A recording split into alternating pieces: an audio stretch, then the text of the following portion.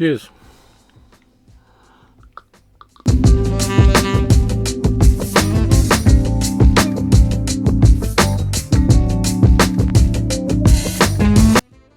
There have been some landmark years in the history of horror cinema. There's 1931 when Frankenstein and Dracula came out. There's 1960 when Psycho was released. There was 1968 when The Night of the Living Dead came out. There was 1973, of course, when The Exorcist came out. There have been years since then. There was the year that Texas Chainsaw Massacre came out. There was a year when John Carpenter did Halloween. And of course, there was the year when The Human Centipede came out and we all threw up in our mouths just a little bit. Between Night of the Living Dead and The Exorcist, there's a little window there of about 5 years when some interesting drive-in movies were coming out and some interesting horror movies were coming out. We hadn't quite reached the point of The Exorcist where horror was getting taken seriously by major studios and it became very much a mainstream thing. So I dug through the archive of the imprint movies that I've got, and I'm trying to get through a few of the imprint ones before I receive the movies I'm getting from Umbrella so that I can kind of concentrate for a few videos on their content. And imprint had a couple of movies that were made in 1971 and 1972 that are horror movies and that I hadn't seen before. And it's kind of rare for me not to have seen a horror movie from those years, and yet there they are. So I'm going to do these ones sequentially and chronologically and just talk about them a bit, say what I like about them. Neither of them is a perfect film by any means, but both of them are interesting each in their own way. I'm going to start out with this one. Again, it's one that I hadn't seen, possibly should have seen. I was seeing a lot of horror movies in the early 70s in various cinemas, but this one kind of slipped through the cracks. It's directed by Bernard McAveety, who was mostly a television director, and it's a little piece of business called The Brotherhood of Satan. It stars Strother Martin, L.Q. Jones, Alvy Moore, Anna Capri, and pretty much everybody else in the cast you haven't really heard of. It was filmed in 1969 in Albuquerque, New Mexico, and it was released in 1971. So the production company, which was called LQ/Jaff Productions, which was a production company started and run by L.Q. Jones, who turns up in the movie, and Alvy Moore. L.Q. Jones we know from any number of westerns, and Alvy Moore was a kind of light comedic actor that most people knew from Green Acres. Now, Alvy Moore and L.Q. Jones did 3 movies together. The production company lasted for 3 films. The first one was a thing called The Witchmaker, which I'm trying to find a copy of now. The third one was an adaptation of Harlan Ellison's novella A Boy and His Dog, which is not the best Ellison novella in the world. It's misogynistic and nihilistic, and I've seen him do much better work.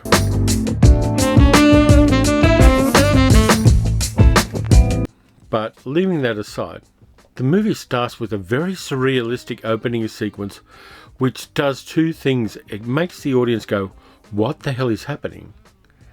And then it also informs us of the way the magic system in this movie works.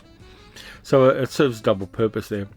We then cut to a couple and their daughter. Well, it's the daughter of the man called Ben, played by Charles Bateman, who's a very kind of forgettable leading man. And Nikki, the woman, is played by Anna Capri, who people remember was John Saxon's pickup in The Enter the Dragon, amongst other things. Fine, better actress than a lot of the roles she got. She was beautiful and she could act. But again, it's the 1970s and a lot of actresses weren't really given much agency by movie studios at that time. And she's good in this one too. She doesn't get to do anything heroic. She doesn't get to do much beside the kind of screaming woman, but she does that quite well. You know, she's as good as the movie requires. We then have L.Q. Jones playing the sheriff, and he does a nice job of it too. It's a role with which he's very familiar. He's staying very much in his own lane when he makes this one. Sheriff, there's been a terrible accident. Quick! Sheriff! All right, now, seriously, mister. Ma'am, get out of the way. And Alvy Moore plays a character called Toby, who's kind of like the sheriff's assistant. He's the Walter Brennan to John Wayne in Rio Bravo kind of character. Then we have the local doctor, Doc Duncan, played by Strother Martin. Here, take it. Now, we understand you wanting to leave town, Mike, but you got to think about little Joey. He's right, Mike. Now, these are going to make you feel a lot better. You just get on back to your house, take one of these every 4 hours, and get yourself some sleep. Now, here's a spoiler for a movie that was filmed 53 years ago. He's also the leader of a satanic cult that is kidnapping the children of the town and stopping people from leaving the town using magic. The reason the cult, which is mostly fogies, is doing this is because they want to put their souls into the bodies of these children and thereby extend their lifespan. And in order to do this successfully, they have to be incredibly pious to the devil. Strother Martin gets some really great scenes where he is menacing as hell and scary as hell, and he is evangelical as hell, playing the devil's advocate, literally. Degenerate creature. Weakling soul.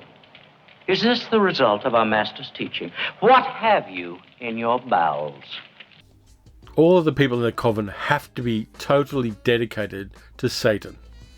And the interesting thing is the movie plays this as if he were the equivalent, with mirror reversed, of a very hardcore evangelical Christian minister. Can you believe that he who has renewed the very blood in your veins, who was your lover, your husband, should fail to see, yet even through the screen of your miserable mouthings and gyrations, the one great blot that covers all else as if it were nothing? And Strother Martin is kind of aware of that in this movie. And his kind of browbeating, menacing piety toward the devil is the secret sauce in this film. It works really, really well. So anyway, Ben and Nikki and Ben's daughter KT, her mother died 6 years ago, are driving through rural New Mexico and come upon a car crash where there are bodies and mangled up in the car wreck. We know how the car wreck got to be a car wreck because we see that in the first scene of the film. And it's pretty icky. They then drive to the nearest town where the sheriff is played by L.Q. Jones and doesn't seem too interested in investigating what actually happened. He does go out and do it, but it's not a thing of urgency.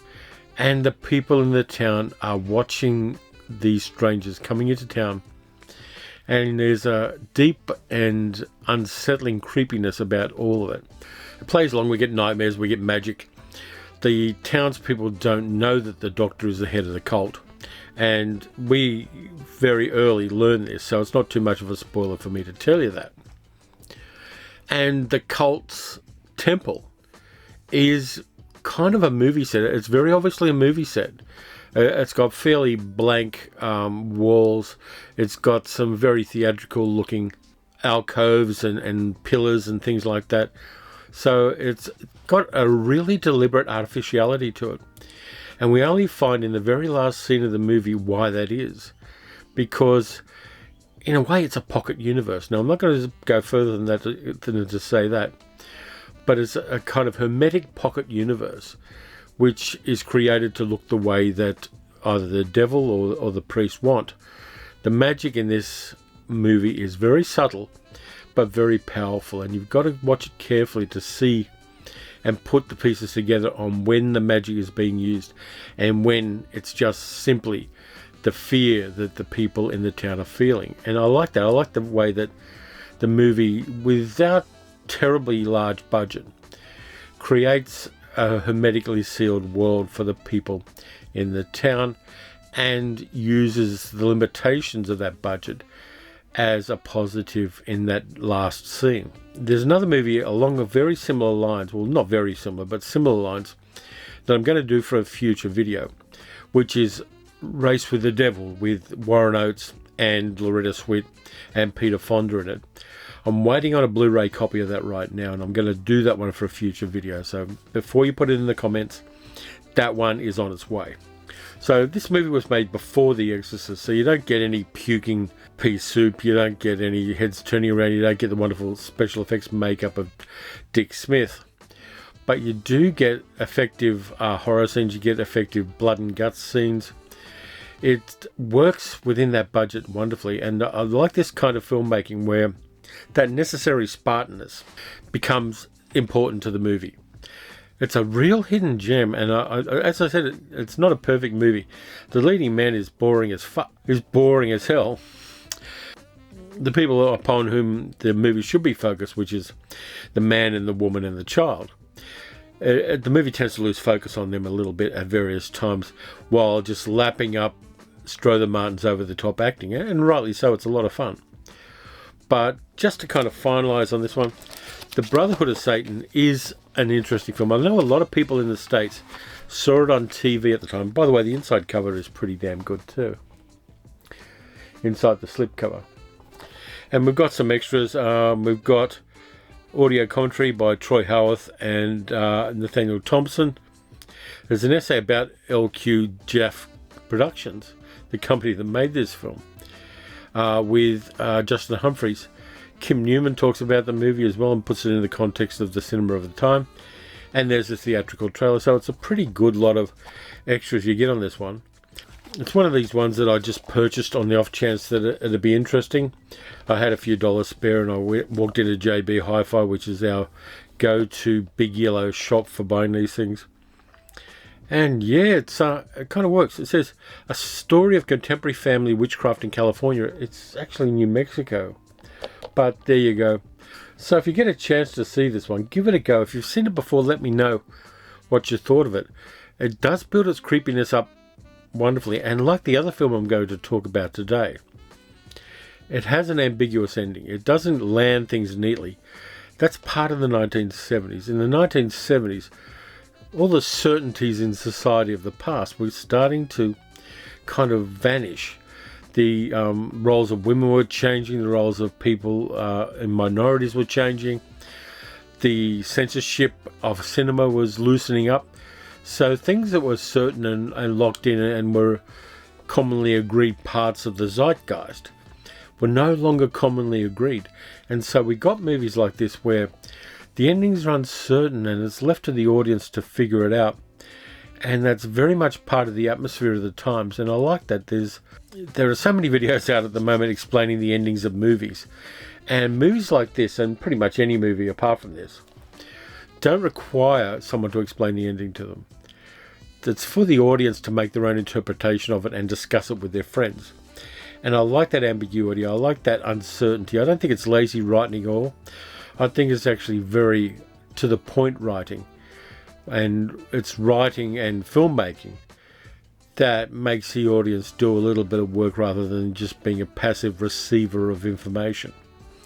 And that's always a virtue for me. So I like this one. It's a little bit of a surprise to me. Then we get to the second one, which I also bought on a whim. It's from 1972. It was directed by Waris Hussein. It stars Shirley Maclaine and Perry King. And it is The Possession of Joel Delaney. Now, I'd heard about this movie, but I hadn't actually seen it. I think at one stage I rented it on VHS on one of those 10 movies for a week kind of things, and I didn't get around to it within the week, so I had to take the video back to the shop. You know, the struggle was real in those days. But this one is a little bit of a hidden gem, and it's got things to say that aren't just about horror. And like all good horror movies, it says something about society as much as it says something about chainsaw massacres. I'll read you the blurb off the back. Nora Benson, played by Shirley Maclaine, is concerned over sudden bizarre changes in her brother's behaviour, leading her to suspect the spirit of a serial killer may be the reason for his erratic and vulgar actions. And yeah, the spoiler, it is. This one's got creepiness and ickiness all over it. It was actually based on a novel. It was based on a novel by Ramona Stewart, which sounds like a pseudonym, and I'm not sure whether it is. By the way, there's the inside cover for those who care about these things. And there's the back of the inside cover. And there's a nice photo on the back of the slipcover of Shirley Maclaine with a switchblade, which you don't see in enough movies. So Shirley Maclaine plays Nora Benson. a divorced woman with 2 children living in New York. She's rich AF. She's living in the posh end of New York, and she's spending her time doing what she likes. Her kids are mostly looked after by a woman called Veronica, played by Miriam Colon, who's the maid of the house. And yeah, she's got 2 kids who are like 10 or 11. Her ex-husband is remarried to a younger woman, and we see the ex-husband at one stage where she goes to him for help because he's a surgeon and he has some influence in hospitals. And Nora's brother, Joel, played by Perry King in one of his very first roles, is a kind of lazy guy. He's rich enough that he doesn't have to do anything. He nicked off to Tangiers for a while. He lives in a tiny apartment in New York and has a picture of Trotsky on his wall because that makes him a bit of an edgelord. And also he has a picture of Janis Joplin, which means he's got a good taste in music. And there's also a Santeria symbol in his small apartment, which he says was left there by the previous tenants. So basically, Nora and Joel are both oxygen thieves. They're privileged, they're entitled. They're not the kind of person I'm going to be sending Christmas cards to. So Nora has an odd relationship with her brother Joel. She raised him after their parents died. She's somewhat older than he is. She partly raised him, and they're very close. And right at the start, there's a groovy cocktail party of rich people in New York. And Nora sees Joel talking to a beautiful young woman, and she has jealousy on her face. There's an incestuous subcurrent to the relationship between this brother and this sister. Now, people may make parallels between Shirley Maclaine's relationship with her brother Warren Beatty, but there's not much there to go on. People can always make those kind of comments, but it doesn't play out that way in the movie. And Shirley MacLaine was much more interested in men like Robert Mitchum and Frank Sinatra than she ever was in her brother. So Joel has a breakdown and ends up in Bellevue Hospital, and Nora goes there in a very entitled way to try to get information about him, and the nurse at the desk, in no uncertain terms, tells her to sit down and wait her turn. I'm anxious about the condition of my brother. Everybody's anxious, lady. Just have a seat over there like everybody else. Look, I'm Mrs. Nora Benson. My former husband, Ted Benson, is the surgeon. No, you're kidding. My former husband is Joe Crenshaw, the plumber. So she goes and gets her ex-husband and calls him up and gets him to come in and uses her privilege and the privilege of her ex-husband to get information about what's happening with Joel. She helps Joel out and tells him to tell the hospital and the police that he was taking LSD, and he just freaked out a bit, so they'll let him out of Bellevue. He does that, and then the murders start. There are beheadings of various women, and the heads are left in unusual circumstances. Nora knows that Joel has been hanging out with a guy called Tonio Gomez, who's a Puerto Rican guy, very much not of their class, which Nora feels threatened by. Tonio is known to be the suspect in a whole bunch of beheadings. So Nora, not knowing anything about this, but having this incredible urge to help her brother out, goes to her maid Veronica, who's just quit because living with these people is just not on. And also Joel had a bit of a fit and called her a puta a number of times. So she just up and left. So Nora goes down to the part of New York where Veronica lives and is shocked because it's a poor area of town. She's a very insular person. She goes to the Hamptons where they have a holiday house. She goes around her parts of New York, but there are parts of the city she lives in about which she knows nothing. Veronica reluctantly agrees to help her, and we see Veronica's apartment and compare it to the spaciousness and the sumptuousness of Nora's apartment. There are extended families living in the apartment, and money is quite tight and the apartment's quite small. So the movie deliberately makes this class evaluation while it's going on and compares the lives of people like Nora and Joel and Nora's ex-husband and her friends who are psychiatrists, one of whom treats Joel at one stage. And so Nora goes down this rabbit hole of Santeria magic and Santeria belief systems in New York City, and finds out that Joel is possessed by the spirit of Tonio. I'll pay whatever you want. I'm willing to pay. Our practices are not for sale. You can buy belief. I'm sorry, I didn't mean to offend you. People like yourself, you try to buy God, and your mind is closed. And she grabs a scarf that Joel owns and brings it to a Santeria ceremony, while a Santeria priest tries to rid Joel of the spirit of Tonio. And that's a really interesting scene. Apparently the ceremonies were quite genuinely realistic to the belief system, and it is deeply, deeply weird. And Waris Hussein, who is a non-white English director, one of the first in England, who worked for the BBC. The movie was partly funded by ITV and Lord Lou Grade at the time, partly by another group. So there are scenes that were filmed in London, there are scenes that were filmed in New York, most of the street scenes. So the movie does have a really weird look about it at times. But anyway, Santeria ceremony goes on, and things get worse with Joel, and the murders start mounting up. And so Nora flees with her 2 children to their house in the Hamptons and unshutters it and goes in there, but Joel has followed them. And then we mount to quite an interesting climax, which ends ambiguously. Now, there are parts of Joel confronting them at this beach house at the Hamptons, which wouldn't be made in a modern film. I'm not going to talk about what they are, but there are some really nasty bits of business where Joel, completely taken over by the spirit of Tonio, terrorizes the family. And that's very confronting, even more confronting now than it would have been in the 1970s. So the movie's themes are really kind of out there. There's the theme of class. There's the theme of the relationship Nora has with Joel. There's the fact that Nora and Joel live lives with very little consequences and very little at stake. They're wealthy enough to avoid certain problems that come up in normal day-to-day life. And they have never really had to struggle for very much in the world. And then suddenly she's dropped into this mad, magical world and has to actually fight to survive. And that makes things quite interesting in this film. So there's a class aspect to it.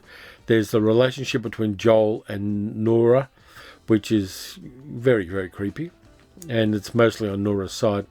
But again, she hasn't had to deal in a meaningful way with an extended family. And the movie does contrast that.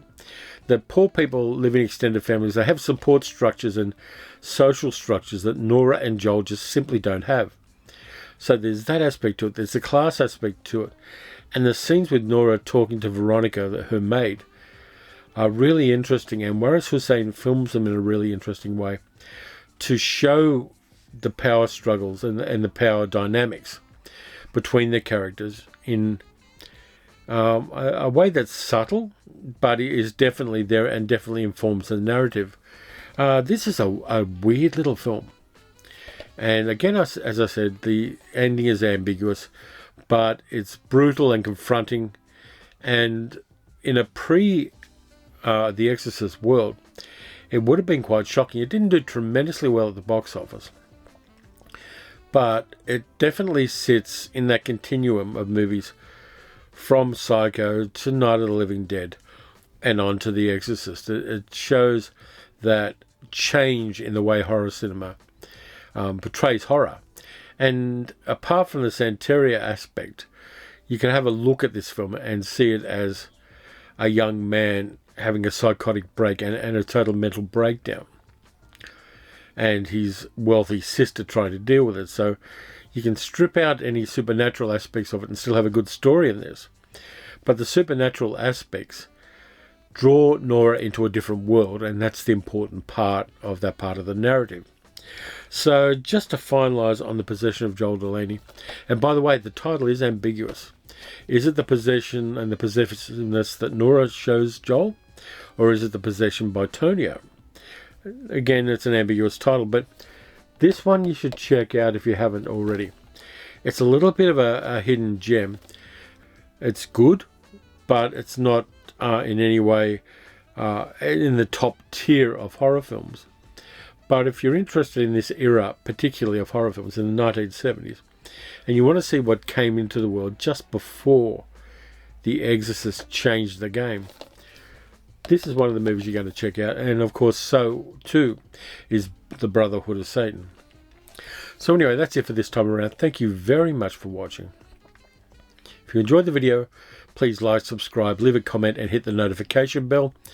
You can also throw a few dollars a month to the channel by going to patreon.com/paleocinema. I'm going to be doing some interesting things in the next couple of weeks. I've got more Bruce Lee movies coming. I've got some cult films that you might not remember. And if you don't remember them, and if you do remember them, you like them, but you haven't seen them for a long time. So I'm looking forward to talking about those films. So anyway, look after yourselves. Watch some good movies, watch some bad movies. Watch those little interstitial horror films that aren't the big ones, but aren't really crap as well. There's some interesting things in the cracks in the wall of horror films. So give them a chance. Just try something a little bit different in a genre you love. And I'll catch you next time.